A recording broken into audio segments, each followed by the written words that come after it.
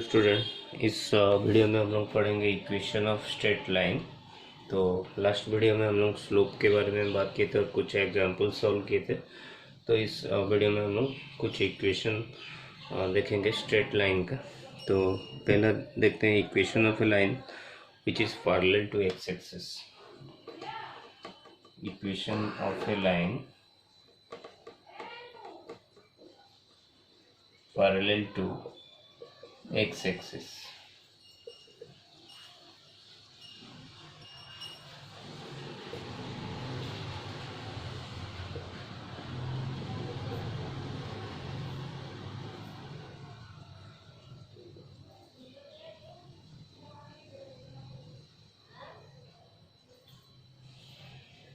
तो सपोज हम लोग को लाइन एल का इक्वेशन हम लोग को फाइंड करना है। तो एक्स एक्सिस का इक्वेशन क्या होता है? y equal to zero.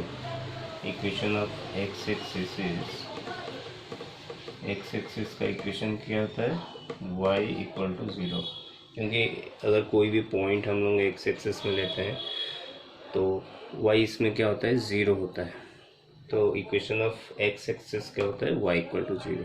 तो जो लाइन पैरेलल है एक्स एक्सिस के साथ, तो उसका अगर हम लोग कहीं पर भी पॉइंट लेते हैं वहाँ पर क्या होगा, तुम लोग का ये डिस्टेंस रहेगा हमेशा। एक्स एक्सिस और लाइन के अंदर जो कांस्टेंट डिस्टेंस है वो हमेशा रहेगा। कोई जगह में भी पॉइंट ले लो तो पॉइंट में हमेशा के रहेगा। तो इसका हम लोग इक्वेशन क्या बोलते हैं? y is equal to k. So equation of L is y is equal to k. So any line parallel to x axis means इसका इक्वेशन क्या रहेगा? y इज इक्वल टू के। के मतलब जो भी तुम लोग का डिस्टेंस रहेगा लाइन और एक्स एक्सिस के अंदर, ठीक है। क्योंकि ये तुम लोग का डिस्टेंस हमेशा कांस्टेंट रहता है, कहीं पर भी पॉइंट हो तो ये डिस्टेंस क्या रहता है? कांस्टेंट के ही रहेगा हमेशा। तो y का लेंथ कहीं पर भी चेंज नहीं होगा, y हमेशा के ही रहेगा। तो equation of L is K. तो similarly equation of a line parallel to y axis. तो कोई भी एक लाइन लेते हैं हम लोग पैरेलल टू y एक्सिस, तो उसका इक्वेशन क्या होगा? तो सपोज मेरा लाइन ये हो गया l और ये पैरेलल टू y एक्सिस। तो y एक्सिस में क्या होता है? Equation of y axis is x equal to zero and equation of l का इक्वेशन क्या होगा? तो मतलब ये डिस्टेंस हमेशा कांस्टेंट रहेगा। तो मतलब l पर कहीं पर भी पॉइंट हम लोग लेंगे तो x हमेशा क्या रहेगा? k ही रहेगा। That means equation of l is x equal to k। So next हम लोग देखेंगे स्लोप इंटरसेप्ट फॉर्म में लाइन का इक्वेशन क्या होगा। और वो जो इंटरसेप्ट रहेगा वो y इंटरसेप्ट होगा।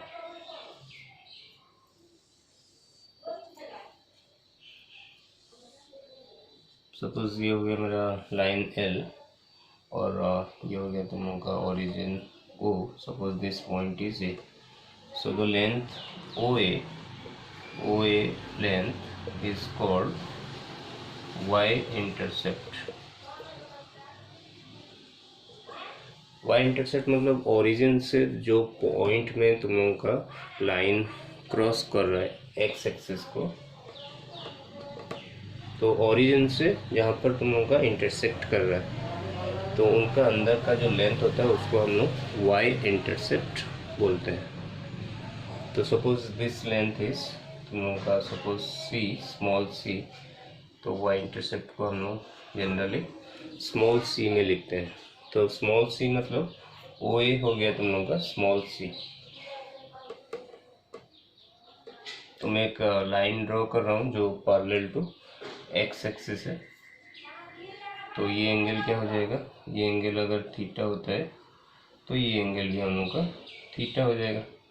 तो यहाँ से हम लोगों को क्या फाइंड करना है? tan थीटा हम लोगों को फाइंड करना है।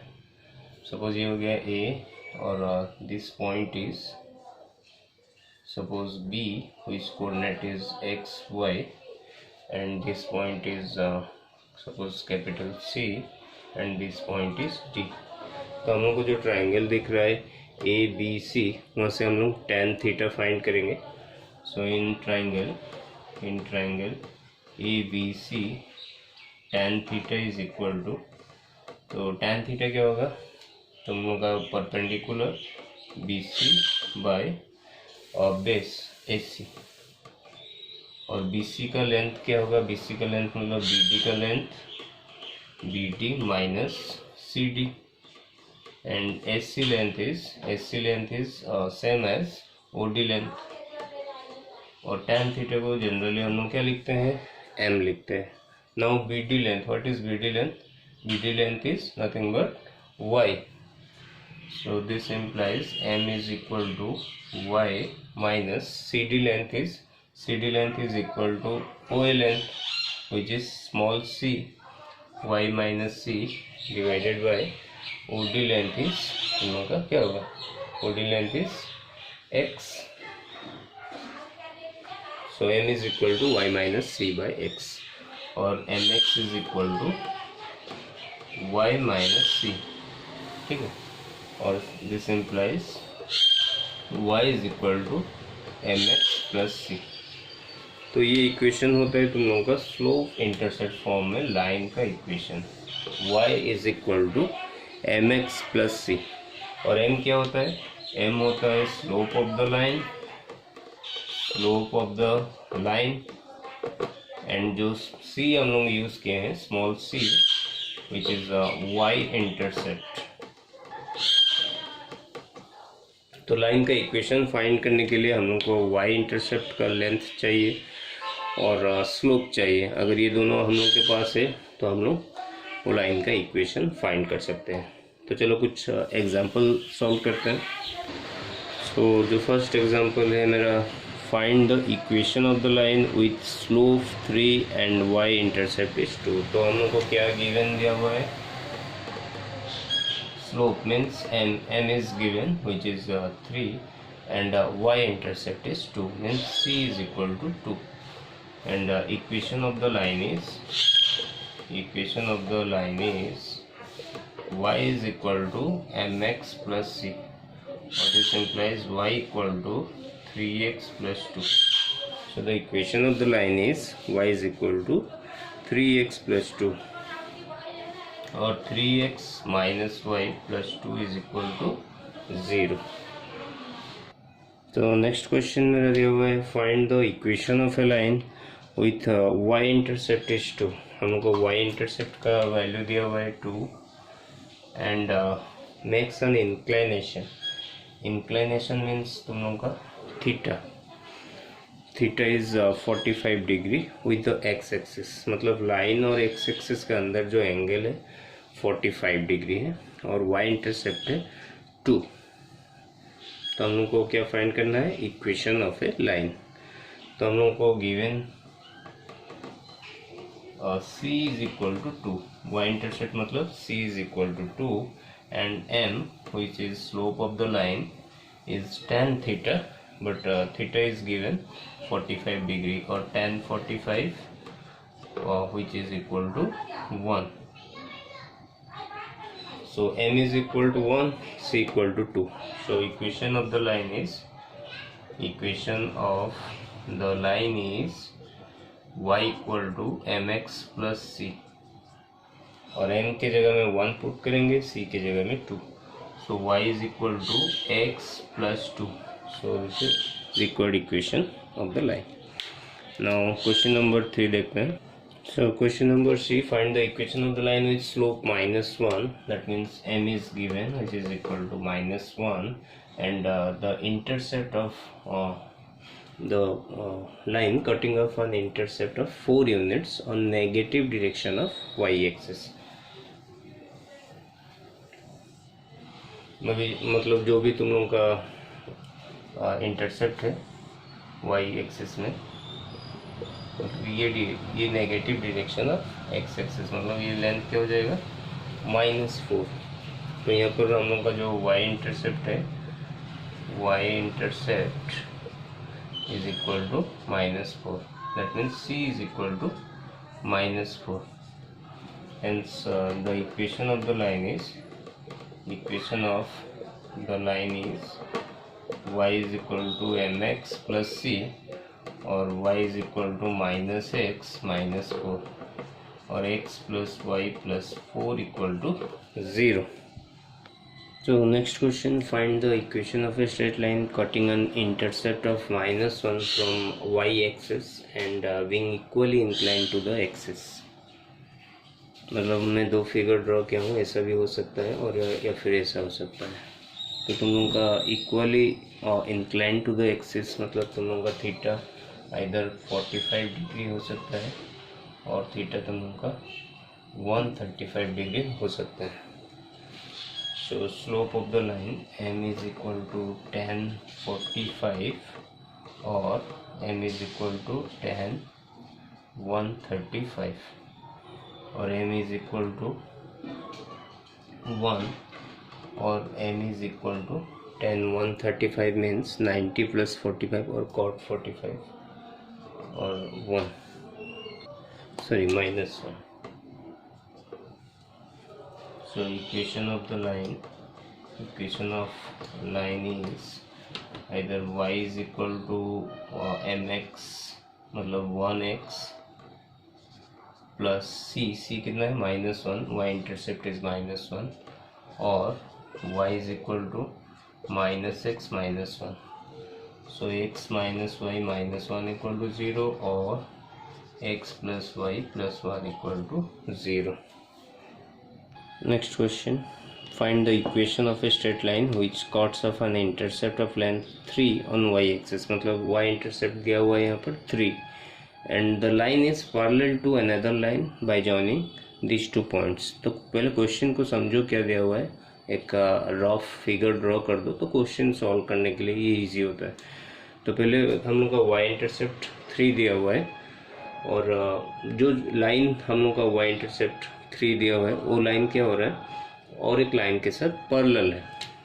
मतलब अगर रफ फिगर हम लोग ड्रॉ करते हैं तो y इंटरसेप्ट कितना दिया हुआ है 3, तो suppose the line is this, तो ये जो लेंथ है ये हम लोग को 3 दिया हुआ है y इंटरसेप्ट, और this line is parallel to another line, और कौन सा लाइन के साथ पैरेलल है,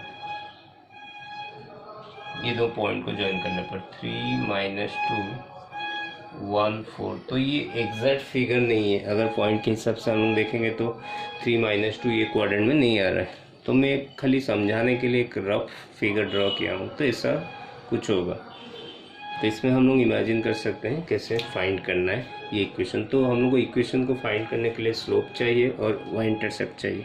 y इंटरसेप्ट दिया हुआ है, स्लोप निकालने के लिए हम लोग को और एक लाइन पैरेलल दिया हुआ है, तो हम लोग को मालूम है इफ 2 lines are parallel,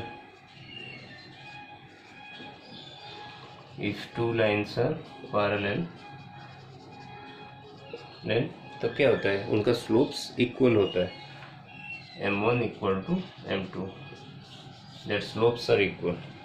तो ये लाइन और सपोज ये लाइन हो गया L1 और ये लाइन हो गया L2 का स्लोप और L1 का स्लोप दोनों इक्वल होगा। सपोज ये लाइन का स्लोप हो गया m, ठीक है, दैट मीन्स